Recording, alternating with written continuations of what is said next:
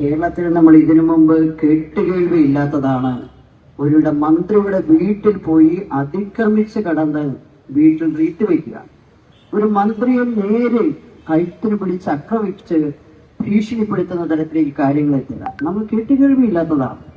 എന്താണ് UDF സംഭവിച്ചത് ചോദിച്ചാൽ, ഭ്രാന്തിളകിയിരിക്കുന്നു. അവർ അധികാര കൊതിമൂത്ത് ഭ്രാന്തിളകി നമ്മുടെ നാട്ടിൽ അക്രമം അഴിച്ചുവിടാനുള്ള ആസൂത്രിതമായ നീക്കത്തിലേക്ക് UDF മാറിയിരിക്കുകയാണ്. കഴിഞ്ഞ 10 വർഷക്കാലം കേരളത്തിലെ ഇടതുപക്ഷ മുന്നണി ഗവൺമെന്റ് കേരളത്തിലെ ജനങ്ങൾക്ക് നൽകിയിട്ടുള്ള സമാനതകളില്ലാത്ത വികസനം വരാൻ പോകുന്ന കാലത്ത് ദാരിദ്ര്യമുക്ത കേരളമടക്കമുള്ള കൃത്യമായ മുദ്രാവാക്യങ്ങൾ മുന്നോട്ട് വെച്ചുകൊണ്ട് കേരളത്തെ ജനങ്ങളെ സംരക്ഷിക്കാനുള്ള പോരാട്ടത്തിലേക്ക് ഇടതുപക്ഷ മുന്നണി ജനങ്ങളുടെ മുന്നിൽ ആ പ്രപ്പോസൽ വെക്കുമ്പോഴാണ് കോൺഗ്രസിന് ഒരു ജനകീയ പ്രശ്നവുമില്ല പറയാൻ, ഒരു ബദൽ നയവുമില്ല പറയാൻ. അവർക്ക് മുകളിൽ ഭാഷ പറയണക്ക് നുണ പറയുക, എന്നിട്ടിപ്പോ കായികമായ ആക്രമണത്തിലേക്ക് പോവുക. ഈ അജണ്ട കേരളത്തിൽ വേവില്ല എന്ന് പറയാൻ ഇടതുപക്ഷ മുന്നണിക്ക് യാതൊരു മടിയുമില്ല. ഗോവിന്ദ ഭാഷ വളരെ കൃത്യമായത് പറഞ്ഞു.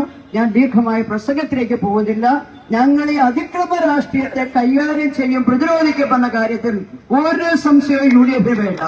നിങ്ങളാണ് കേരളത്തിൽ അക്രമ രാഷ്ട്രീയത്തിന് തുടക്കം കുറിച്ചത്. 57 ഗവൺമെന്റിനെ അട്ടിമറിക്കാൻ ഒരണ സമരം വഴി, കുറുവടി രാഷ്ട്രീയം വഴി കേരള രാഷ്ട്രീയത്തിന്, അക്രമ രാഷ്ട്രീയത്തിന് തുടക്കം കുറിച്ചത് കോൺഗ്രസ് ആണ്.